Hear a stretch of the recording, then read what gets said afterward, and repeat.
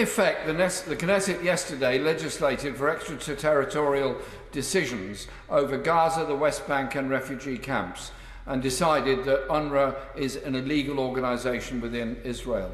What sanctions is the UK government going to take against Israel for that? And the one thing they will understand is if we suspend arms supplies to them, because it's those arms supplies that are being used to create the humanitarian catastrophe that exists in Gaza and is increasingly beginning to exist in the West Bank as well. If we don't do that, then British arms and American arms that come through Britain are complicit in the destruction of life of the Palestinian people. Yeah. UNRWA staff are required to uphold neutrality, to receive compulsory training on humanitarian principles. It shares staff names and ID numbers with host countries. It has its 1,300 buildings inspected quarterly, and it has commissioned a report led by the former Foreign Secretary in France, who concluded that UNRWA upholds the principle of humanitarian neutrality.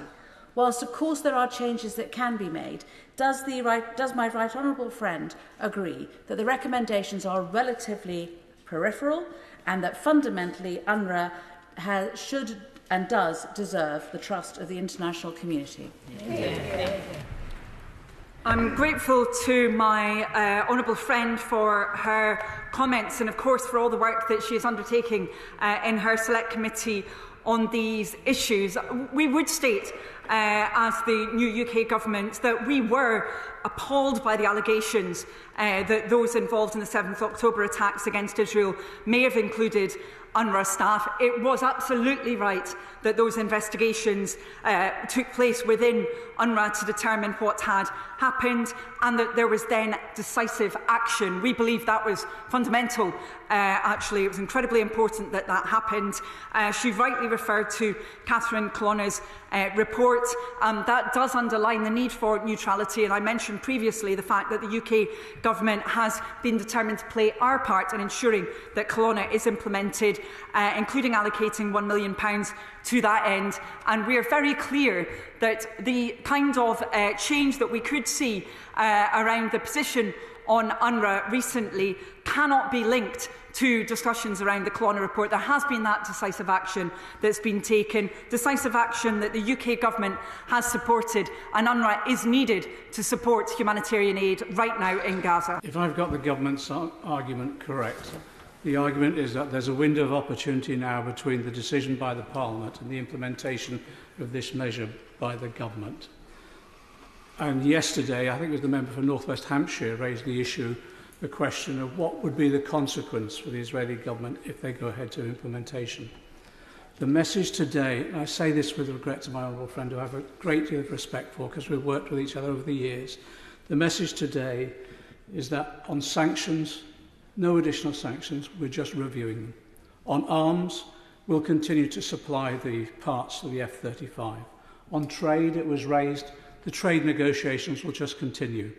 On diplomacy, we will allow to remain in this country without any consequence the Israeli ambassador, who's an advocate of a greater Israel and therefore opposed to the UN position on a Palestinian state and a two-state solution. Does she not realise the message that the Netanyahu government will be that during that window of opportunity, nothing will happen and they'll be able to act with impunity still? Can I ask her to go back and consult with her colleagues and come forward now with a series of actions that will have some effect in saving lives in Gaza? Israel is once again choosing to block aid to a civilian population that it is bombing. It is sinister and it is collective punishment. So can the Minister outline a single red line that Israel can cross that would lead her to question their status as an ally of the United Kingdom? The new UK government has been absolutely clear, as I stated previously in my remarks, that international humanitarian law must be upheld. And the member, I'm sure, was in the House when we had those debates that talked, for example, about the fact that we need to ensure that the International Criminal Court's mandate is respected, that the role of the International Court of Justice is also respected, and he will have, I'm sure, been present for debates around the UK Government's position on arms exports, where we believe it's really important that international law is held to, and this Government has been delivering on that. Afzal Khan. Thank you, Madam Deputy Speaker. The situation in northern Gaza is dire. I welcome the leading role the government has played in providing essential humanitarian aid for Gaza, including through the support packages for UNRWA, UNICEF, UK Med, the WHO and the DEC appeal. Does the Minister... Tens of thousands of people have died through Israeli firepower, and now thousands more will die through an Israeli-induced famine unless the world acts. Will my right honourable friend confirm that if this decision is put into effect, it will be a breach of international humanitarian law, and a track record of honouring international law is required if we are to keep arms export licences open? Thank you, Madam Deputy Speaker. I'm grateful to my right honourable friend for raising this. We've been very clear about the role of UNRWA. As I've mentioned already in this debate, of course, it has that critical role provided for via the UN, not just in relation to Gaza, but also in relation to many refugees in the rest of the region as well. It is incredibly important. It is internationally recognised, and this UK Government has already taken action to ensure that we are fulfilling our responsibilities on international humanitarian law. And again, I would refer him to the decisions that have been taken by this Government in relation to arms export licences. Thank you. As the Minister says, with winter on its way, it is vital we are clear about the importance of aid and challenging all who obstruct it.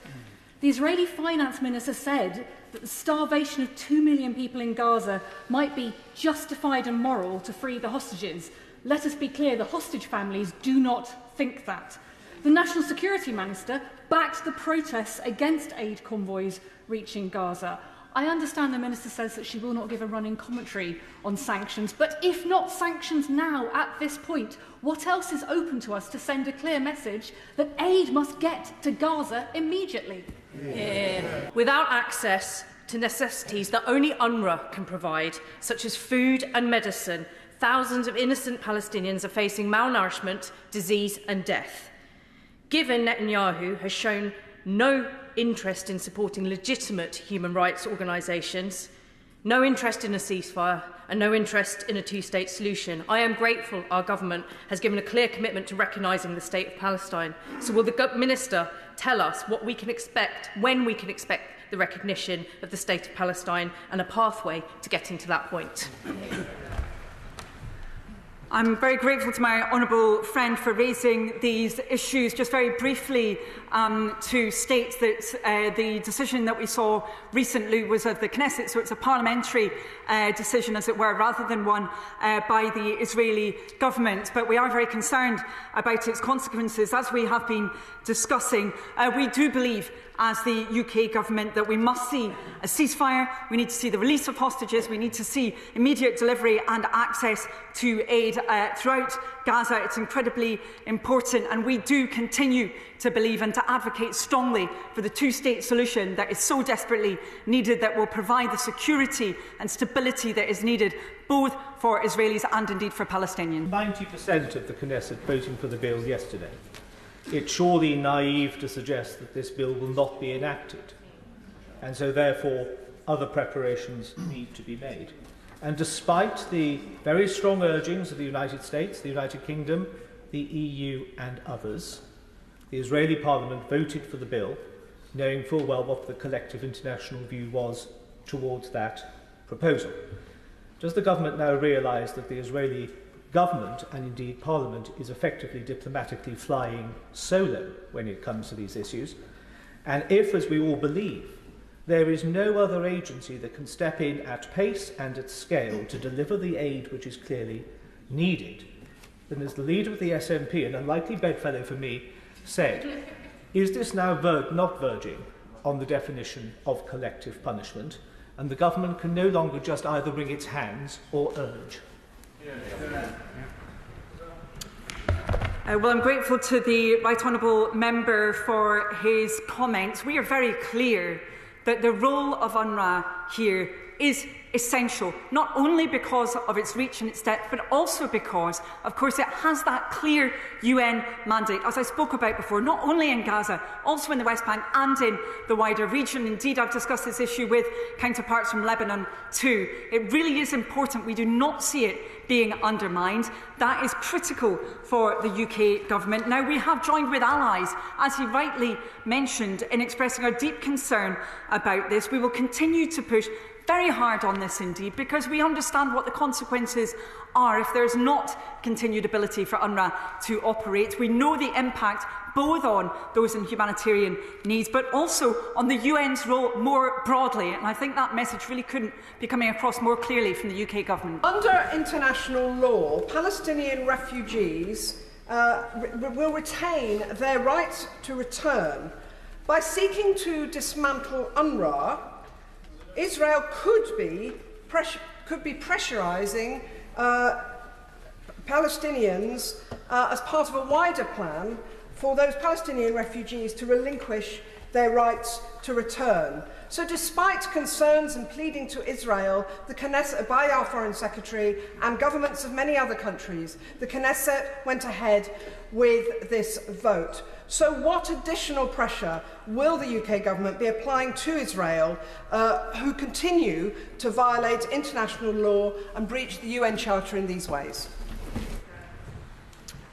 Thank you, Madam Deputy Speaker. I'm not going to speculate about the reasons behind the decision of another Parliament. I don't believe that would be appropriate. What we have to be clear about, however, is the UK government's response to this, and that has been very clear, as we've talked about already for some time in this debate. We do not accept that decision. We believe it is the wrong one. We believe it's only UNRWA that can deliver the aid that is desperately needed. We will continue to advocate for that very, very clearly. And of course, that is critically needed as well when we see the extent of displacement that has taken place within Gaza. Now, very large numbers of people in Gaza who've been moved, not just once or twice, but in some cases 9 or 10 times. So the UK government will continue to push very strongly on these issues. We've had an end now to Israeli excuses about why aid doesn't get in.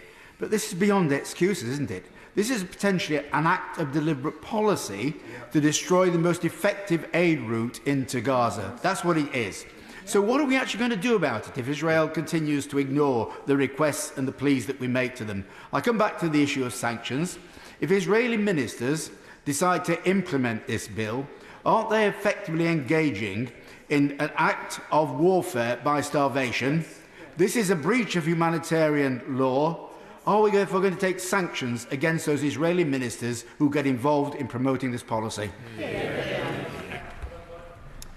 Well, I'm grateful to my honourable friend for the important points that he has raised, and there is no doubt that there will be very severe consequences if the work of UNRWA is indeed obstructed. We've already talked about this within this debate. It's very clear that it's only UNRWA that has the depth of reach that is required to get the aid needed to those in such desperate need within Gaza. We do not believe there is any justification for the position that has been taken. We've been very clear about that as the UK government. We have articulated that not only bilaterally, but also, of course, with our partners. We did that immediately over the weekend. So the position of the UK government is very clear on this. And when it comes to sanctions, he will understand that no UK government announces exactly what it is doing around sanctions. That is appropriate and correct. We will always keep our sanctions policies under review, as this House would expect.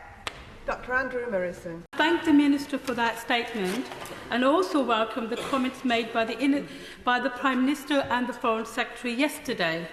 But our statement of concerns will do nothing to help the lives of innocent Palestinians who will be further devastated by this decision. The Minister will know that the decision was backed yesterday by 90% of the Knesset. It will see UNRWA evicted from the premises it has held for over 70 years and severely block its ability to provide essential services such as healthcare and education to millions of Palestinian refugees and others. It is a reckless move and one that threatens to dismantle the backbone of the international humanitarian operation in Gaza, worsening an already a catastrophic crisis. It will also deprive them of essential food, water, medical aid, education and protection, which is already being obstructed. But it also will have a catastrophic consequence for millions of Palestinian refugees living in Lebanon, Jordan and Syria, where essential humanitarian aid is crucial for both the refugees and the host communities as well. It is clear these actions are part of a wider strategy to delegitimize UNRWA and to undermine the international legal framework protecting their right, specifically the right of return for Palestinian refugees who have been languishing in surrounding countries. Does the Minister agree with me that the real intent is part to undermine UNRWA and efforts to uphold the status of Palestinian refugees and obstruct future political solutions? Can I also remind the Minister that the ICJ ordered Israel to take all measures within its powers to prevent the commission of all acts within the scope of Article 2 of the Genocide Convention? And by banning UNRWA's operation, Israel is disregarding the ICJ's provisional measures to ensure delivery of life-saving aid into Gaza. So can I ask her final question, which is, we've seen the decimation that has taken place. Is there not time now to fulfil part 2 of the Balfour Agreement? We have the State of Israel. Should we not have now the State of Palestine?